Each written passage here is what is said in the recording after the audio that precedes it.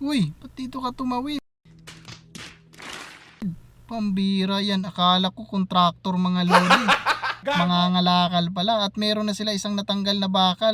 Lumipat na dito yung mga tirador ng bakal mga lodi. Nawala na sila dun sa may C3. Dito na lumipat. Ay nako. Kaganda-ganda ng kalsada eh. Sinisira nyo lang. Tingnan mo may butas na yung gitna mga lodi. Nakalas na nila isang bakal oh. Awi talaga sa inyo. Baka may nakakilala sa dalawang nangangalakal na to. Pwede pang mabawi siguro yung mga bakal na yan kung saan man nila ibentang junk shop yan. Pero issue na naman ang idudulot nito sa mga motorista na dadaan dito. Dahil itong gitna, mabubutas na naman to at mabibiyak. At delikadong delikado, lalong lalo na sa mga motorsiklo sa gabi dito. Ay nako naman talaga, pambihira. Daming titirahin yung bakal pa dito sa may gitna eh. Hayop talaga.